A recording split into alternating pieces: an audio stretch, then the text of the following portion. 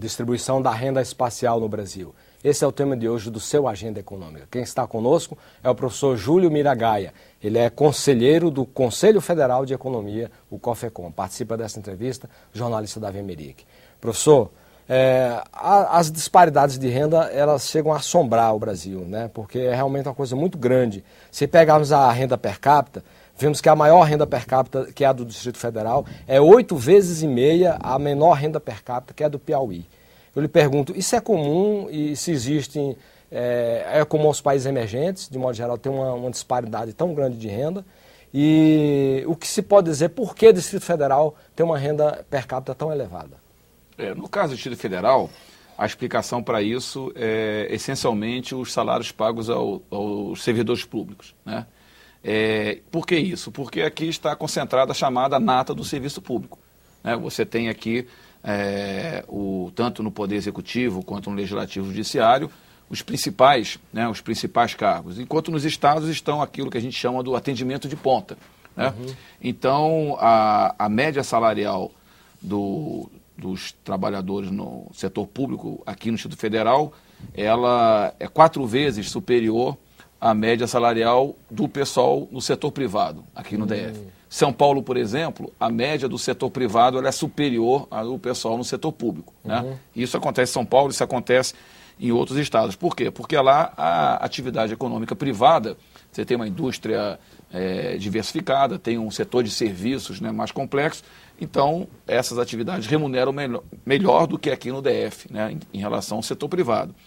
Então, no DF a explicação é essa, né, o salário no setor público, muito embora a atividade econômica seja incipiente, industrial, né, agrícola, mas o setor público responde pelo PIB elevado. Agora, isso é comum nos países emergentes? Pois é, de certa forma, quanto mais pobre a economia, maior a tendência dessa diferença. Os Estados Unidos, por exemplo, a diferença entre o estado de PIB mais elevado, o PIB per capita mais elevado, a Califórnia, e o mais baixo, o Alabama, não chega a 3 vezes, 2,7 vezes. Né? Na Europa vai ser a mesma situação. Agora, com a Europa dos 27, mudou um pouquinho, né? Porque você tinha ali pontuando Luxemburgo, que é um caso excepcional, né? Antes, quando tinha a Europa dos 15, era menos gritante. Agora entraram os países do leste europeu, mas, se não me engano, a diferença não chega a 5 vezes, 4 vezes e meia. Aqui você chega a quase 9 vezes. Né? Realmente é uma disparidade muito grande, mas realmente em outras economias emergentes a gente vai encontrar uma situação parecida. A Argentina, por exemplo, você tem um grande fosso entre o Distrito Federal, Buenos Aires, né, e as províncias ali do norte da Argentina. No caso do Piauí, o que é que o senhor explica essa renda tão pequena, a renda per capita? São razões históricas, né? É uma economia, o processo de formação da economia piauiense é um processo complicado, porque foi uma atividade basicamente assentada na agricultura de subsistência e na pecuária extensiva, e isso não evoluiu muito, né? Só que recentemente houve um processo de alguma atividade industrial muito incipiente, né? E mesmo assim é uma atividade industrial de baixa produtividade, a indústria alimentícia, a indústria de óleo, né, de alguns produtos extrativistas. Então, esse processo de formação da economia piauiense, de alguma forma, explica essa baixa renda per capita do Estado. Se os números do Piauí machucam, os de São Paulo assustam, né? São Paulo representa hoje 3 Rios de Janeiro, representa hoje 3 Minas Gerais. Em 2008, São Paulo gerou um PIB de 1,4 trilhão, equivalente a 33% do PIB do Brasil. O segundo colocado em termos de PIB é o Rio de Janeiro, mas com 356,4 bilhões, o que representando 11%. Ou seja, a diferença entre o primeiro e o segundo lugar é muito grande. Já o terceiro lugar, Minas Gerais, tem um PIB de 293,4 bilhões e está mais próximo do segundo lugar. Rio de Janeiro, 9,3% do PIB do Brasil. Isso reforça realmente a tese que São Paulo tem sido historicamente a locomotiva do Brasil, como se diz popularmente? São Paulo é a locomotiva do Brasil, né? Da mesma forma como a China hoje é a locomotiva do mundo, né? Mas já queimou mais lenha, né? São Paulo, agora é importante, né? Com certeza São Paulo tem um peso enorme na nossa economia. Isso também tem uma relação com um peso populacional muito grande, né? Isso vai explicar porque o PIB per capita de São Paulo e do Rio de Janeiro, eles são semelhantes. São Paulo um pouco maior. mas o que acontece é que a população de São Paulo é quase 3 vezes maior que a do Rio de Janeiro, né? Então isso faz com que o produto seja muito maior. No caso de Minas, a diferença populacional já é menor, 2 vezes a população. Aí tem a ver com a produtividade mineira, que é bem inferior à de São Paulo. Mas ainda São Paulo é a locomotiva do país, né? Porque realmente, e onde se dá, não é só, a gente não pode afirmar isso somente pelo peso do PIB, mas é onde se dá inovação tecnológica no Brasil, é em São Paulo. Você tem grandes centros de inovação tecnológica em Campinas, São Carlos, São José dos Campos, além da própria capital. Então, isso é muito forte ainda no Brasil. E dificilmente São Paulo vai perder essa posição, né, de locomotiva. Mas já foi mais, né? São Paulo já chegou a representar mais de 50% do PIB Não chegou brasileiro. a 50%, não. Industrial, sim. O PIB industrial chegou a 57%. Agora, do PIB total, chegou alguma coisa acima de 40%. Que é muita coisa. Né? Você ter quase metade, Esse o PIB restante não volta do mais, país. né? Para São Paulo, não. Para o Brasil, São Paulo nunca mais vai voltar. A tendência é diminuir. decrescer. Descer ali para o patamar de 30% e circular em torno disso. Isso a guerra fiscal tem alguma responsabilidade nisso? Tem um pouco. Tem porque há uma pressão muito grande, de alguma forma, dos demais estados para amealharem, né, os benefícios de um processo de industrialização, né? Então, e é legítimo, é importante entender que isso é legítimo, porque não a guerra fiscal, acho que é um instrumento ruim para todo mundo, mas que a indústria, por exemplo, precisa, de alguma forma, desconcentrar de São Paulo, né? Isso é legítimo, qualquer estado, porque, por exemplo, se a gente imaginasse que o Brasil não fosse uma república federativa, não fosse repúblicas independentes, fossem 27, né, países, o acesso que hoje, por exemplo, a indústria de São Paulo tem, o acesso privilegiado que a indústria de São Paulo tem ao mercado dos estados nordestinos, não existiria. O Piauí, por exemplo, que é um estado que consome muita mercadoria industrializada de São Paulo, poderia adquirir essas mercadorias em outros países, na China, por exemplo, na Coreia, né? Mas, na verdade, há uma espécie de um mercado cativo dos demais estados, né, em prol da indústria paulista. Não é tudo, né, mas que predomina. Então, de alguma forma, os estados têm razão quando pleiteiam, né, uma certa desconcentração dessa atividade industrial e mais dinâmica que está muito ainda concentrada em São Paulo. Quer dizer, daí aquela discussão de se você cobra o ICMS na origem ou no destino, né? Está vinculado a essa questão, com certeza. Ainda sobre São Paulo, quer dizer, é interessante que chama a atenção do mesmo modo a comparação da renda per capita de São Paulo, 25,4 mil, com a renda per capita e o Piauí de apenas 5,6 mil. São Paulo, 4,5 vezes mais. Não dá a impressão de estarmos comparando países diferentes?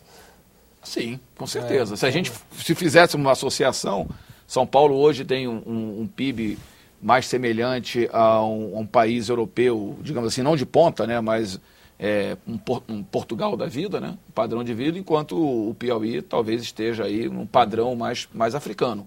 Com certeza poderíamos fazer essa analogia. Agora, na outra ponta do que o Davi falou, quer dizer, chama também a atenção os valores do PIB daqueles estados que têm um PIB muito pequeno. Roraima com 5 bilhões de reais de PIB, o Acre com 6,9 bilhões, isso em 2008, Amapá com 7 bilhões e Tocantins, mesmo Tocantins, um estado com toda a força aí de crescimento e tudo, tem com 13,6 bilhões de reais, quer dizer, comparando com São Paulo, que é 1 trilhão de reais. Quer dizer, 1,04 trilhão. Quer dizer, eu lhe pergunto assim, essa disparidade que existe, de, por exemplo, o estado do Amazonas tem um PIB de 48,6 vezes, 48,6 bilhões ou 9 vezes o PIB de Roraima. Quer dizer, como é que dá para acomodar isso dentro de uma política, de uma política econômica de um país nacional? Isso tem a ver com... Bom, o que explica essa diferença e o pequeno PIB desses estados é a população. Roraima tem uma população de... não chega a 500 mil habitantes, né, 400 e pouco. É uma população um pouco maior que a população de Ceilândia, que é uma região administrativa aqui do Distrito Federal. Né? O Amapá um pouco mais que isso, o Acre. Roraima fez parte do estado do Amazonas, né? Foi desmembrado do Amazonas. Então, isso tem a ver com o processo, né, de desmembramento, né? Todos esses que você citou aí foram estados novos, relativamente novos, mesmo o Tocantins, que é um desmembramento de Goiás. E situação que poderíamos ter, né, brevemente, por exemplo, caso o plebiscito no Pará resulte no desmembramento do estado do Tapajós e do estado do Carajás. Né? Vão ser novos estados com PIBs pequenos, porque a população vai ser pequena. Né? Aí é uma... Essa diferença enorme para o Amazonas é só a Zona Franca que explica? 48,6 bilhões contra, por exemplo, 5 bilhões de Roraima e 6,9 bilhões do Acre? O PIB do Amazonas ele está muito fortemente concentrado ali na região de Manaus, na chamada região metropolitana de Manaus.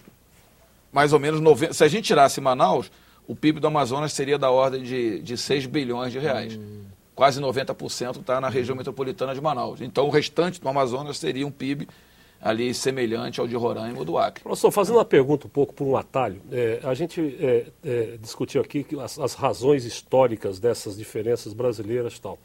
Agora eu lhe pergunto o seguinte, há alguma determinação geográfica, por exemplo, a São Paulo e Rio de Janeiro para estar no Atlântico, de fácil navegação com portos, e lá no norte emparedado pelos Andes, portanto, não houve uma influência e desenvolvimento do Pacífico em direção ao norte. O senhor acha que essa condicionante geográfica pode continuar atrapalhando o desenvolvimento do norte? Eu não acredito que seja uma questão geográfica não, Davi. Eu acho que tem razões históricas, né, que explicam esse processo. A Amazônia, né, a ocupação da Amazônia é um enorme desafio, né, pela complexidade que representa, né, a imensa floresta tropical que está ali, né, aquela bacia hidrográfica. Então, a presença do homem na Amazônia, ela é, digamos assim, mais complexa, né? A inserção do homem na Amazônia é mais complexa do que, digamos assim, ao longo do litoral. Obviamente que eu estaria dando isso é uma explicação geográfica, né, da dificuldade do processo.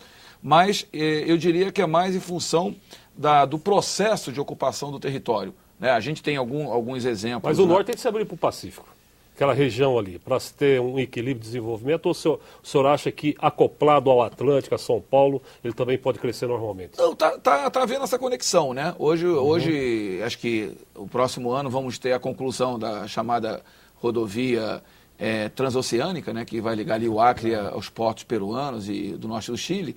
E esse processo eu acho que é inexorável, né? Vai acontecer essa ligação da Amazônia. Eu me recordo uma ocasião, uns 3 anos atrás, eu estava numa cidade de Assis Brasil, na fronteira do Acre com o Peru, e eu me lembro de uma placa, no outro lado é a cidade de Ampare, no Peru, e uma placa aqui do lado brasileiro mostrando a distância do Porto de Santos, tinha lá 4.200 e poucos quilômetros. Distância do Porto de Ilho, né, no Peru, 1.200 e poucos quilômetros, que é 4 vezes menos. Então o Acre está muito mais próximo do Pacífico do que de São Paulo, né? E Rondônia aí, né, Amazonas. Então acho que essa conexão da Amazônia, principalmente a Amazônia Ocidental com o Pacífico, ela vai acontecer. Óbvio que tem algumas precauções que têm que ser tomadas em termos de preservação ambiental, né? É óbvio que isso deve ser uma preocupação, mas com certeza essa conexão com os países ali da Bacia do Pacífico. E tem um dado importante, né? Pode ser uma alternativa muito interessante do ponto de vista do escoamento para o que é hoje já o principal mercado consumidor de produtos brasileiros, que é a Bacia do Pacífico, a Ásia, China, Coreia, Japão. Então, e o escoamento da produção brasileira pelo Pacífico, né, resultaria numa redução sensível de custo de transporte.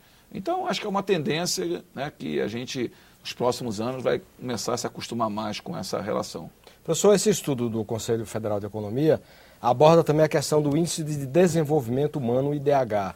Então, assim, os primeiros lugares estão sendo ocupados pelo Distrito Federal, Santa Catarina, São Paulo, Rio de Janeiro, Rio Grande do Sul e Paraná. E nos últimos lugares, aí nós temos o Ceará, o Pernambuco, Piauí, Maranhão e Alagoas no último lugar. Quer dizer, o que análise pode ser feita desse IDH? A gente revela isso para mostrar 2 coisas, né? Primeiro, que não há uma relação absolutamente direta entre PIB per capita e IDH, Índice de Desenvolvimento Humano, né? Mas, de outro lado, mostra que é uma relação muito forte, né? Por exemplo, os estados que você citou são aqueles estados que têm o maior PIB per capita, e os estados que estão lá na rabeira, né, com exceção de Pernambuco, também são os estados com menor PIB per capita, né? Mas Pernambuco não está muito distante da rabeira, né? O grupo do Nordeste está praticamente todo ele ali. Então, existe uma relação muito forte entre renda e desenvolvimento humano.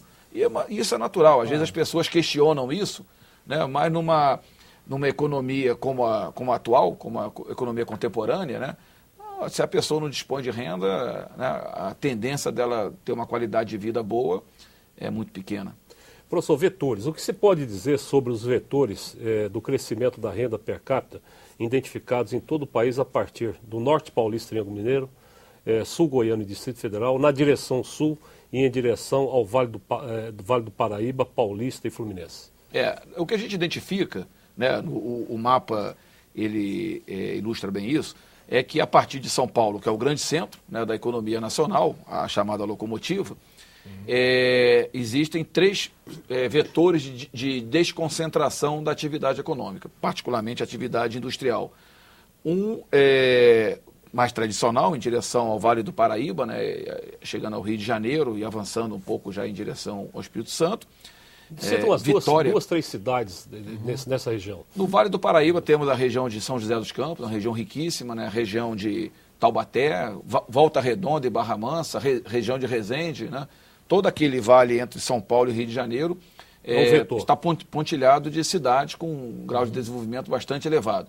E passando o Rio de Janeiro, tem todo em direção ao norte, temos agora a região dos lagos, Cabo Frio, um grande, importante polo econômico, Macaé, com petróleo, Campos, né? Então, esse é um vetor importante de expansão da atividade econômica.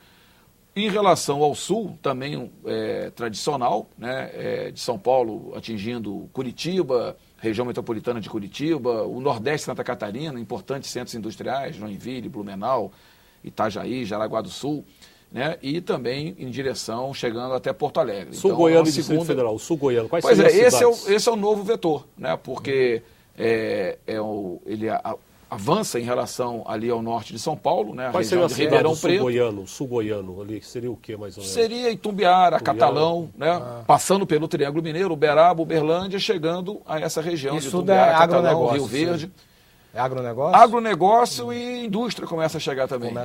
Por exemplo, Catalão tem hoje a fábrica da Mitsubishi, né? Anápolis, aqui perto de Brasília, tem a Hyundai, né? Tem o polo industrial ali, da indústria farmacêutica.